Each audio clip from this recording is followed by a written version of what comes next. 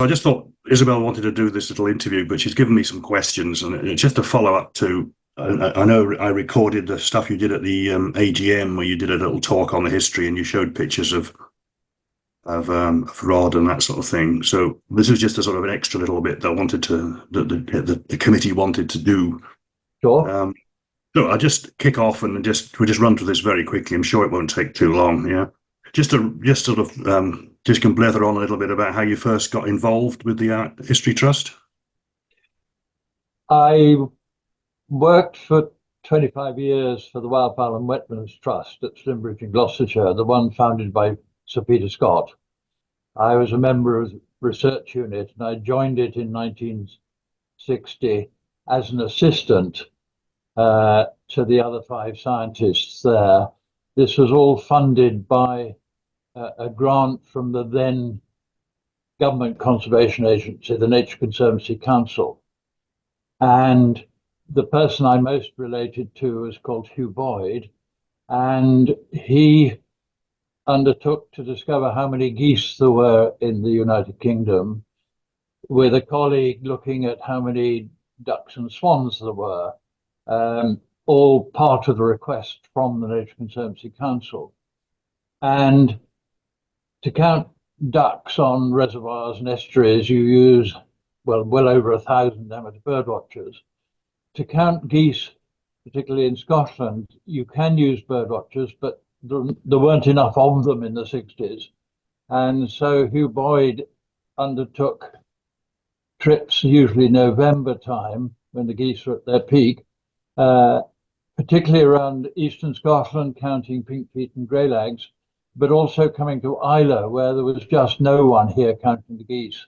And a mere handful of people had come over, said, oh, there are 10,000 geese, or there are 5,000 geese, without really doing a census. And so he started those.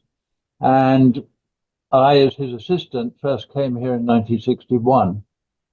And then he was headhunted by the Canadian Wildlife Service in 1966.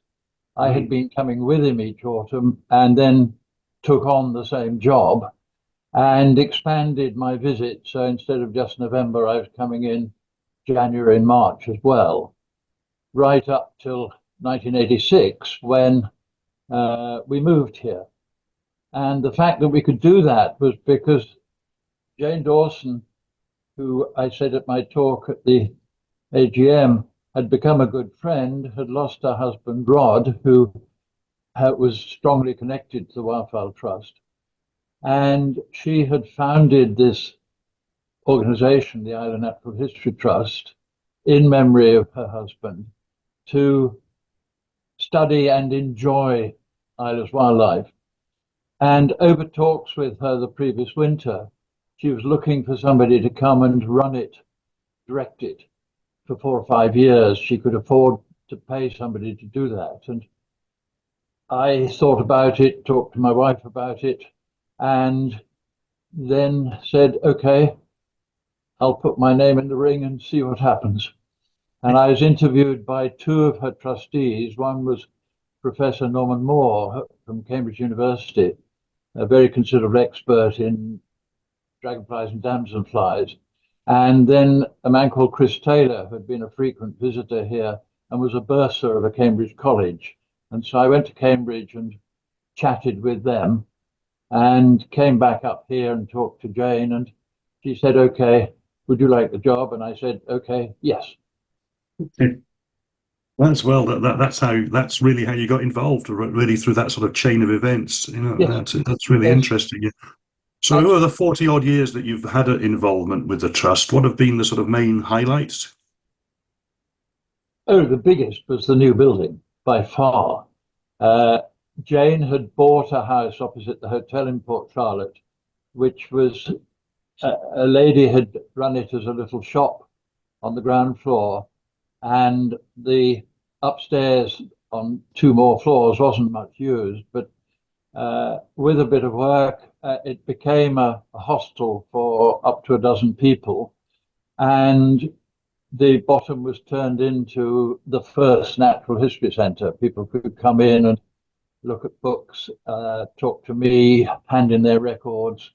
And at the same time, Jane kept the shop going with newspapers and sweets because this would bring in the local people. My leaving present from Slimbridge was an aquarium, which I'd long wanted and never had. And I turned it into a saltwater aquarium and got sticklebacks and baby crabs and hermit crabs from the shore and bits of seaweed. And this was quite an attraction. The local school children were always coming in to see it and occasionally bringing me specimens to add to it. Very good, yeah. And about the centre now, what do you think is the sort of the good things about the centre, and what are the sort of activities and things it does? The centre has been through a number of stages to do with obviously finances and personnel, but it's still a thoroughly enjoyable place to visit. I've been responsible for some of the expansion. When Carl Reevy was chairman, somebody advertised this very large aquarium, and I think he wanted £100, and we found that and brought it in and made that a saltwater aquarium, with the fire brigade kindly emptying it and loading it again in the spring. And then, yes, we had another aquarium for a lobster. Gradually, things grew up. I remember sometime in the 90s, early 2000s, I was with a family at Windermere, and they've got an aquarium site there, and they had a touch tank. And it was what inspired me to have the one in the laboratory made. The one I saw was very rustic and held up by wooden battens and things, but Gus Newman made the present one we've got out of fiberglass, that being his expertise. And that has been a huge success.